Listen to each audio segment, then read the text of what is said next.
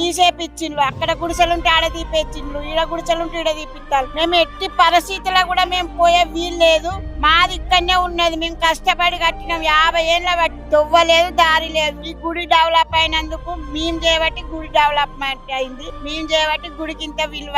మేము కష్టపడి ఇంత విలువ సంపాదిస్తే మమ్మల్ని లేకుండా చేస్తానంటే రాయి నాయందరికి ఎంత న్యాయం అవుతుంది, ఎంత అదైతుంది. ఇప్పుడు నెల రోజుల బట్టి నీళ్ళు పిల్లలు జల్లలు నీళ్ళకు చచ్చిపోతారు. కావాలనే బంద్ చేసిండు ఆయనే. ఇంకా బెదిరింపులు, ఇంకా చంపుతాము అది ఇది అని వాడోడు వీడోడు అందరు అత్తాలు బెదిరిస్తారు మమ్మల్ని. ఇవాళ వినే అన్న నచ్చబడక మేము ఇట్లా నీళ్ళు వస్తానే మాకు అన్ని వస్తాను.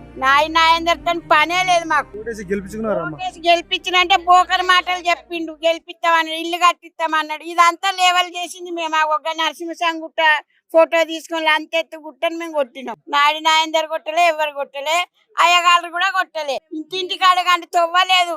నా పెళ్లి అయినప్పుడు అయితే నా 60 సంవత్సరాలు నేను ఇక్కడికి ఇంత తొవ్వు ఉండే చిల్లరకి వెళ్ళిపోయేది గుడికి పోయేది. 60 సంవత్సరాల నుంచి ఎవరైనా వచ్చి ఇట్లా బెదిరించిల్లా? ఈ ప్రభుత్వం వచ్చి ఉన్నప్పుడే బెదిరించి ప్రభుత్వమే ఇదే అంతా. మాకు పట్టాలు ఇచ్చిన గవర్నమెంట్, మేము కొట్టిన పట్టాలే గుంజుకున్నారు. మాకు ఇచ్చిండ్రు కొన్ని, మేము కట్టుకున్నాం. ఇప్పుడు మమ్మల్ని బొమ్మంటే మేము ఎట్లా పోతాం? మా పిల్లలు జల్లలు ఇక్కడ ఉన్నారు, మేము ఇక్కడ ఉన్నాం. మా పుట్టు పూర్ణమే ఇక్కడ రంగంపేట. మేము కొట్టింది ఇక్కడ.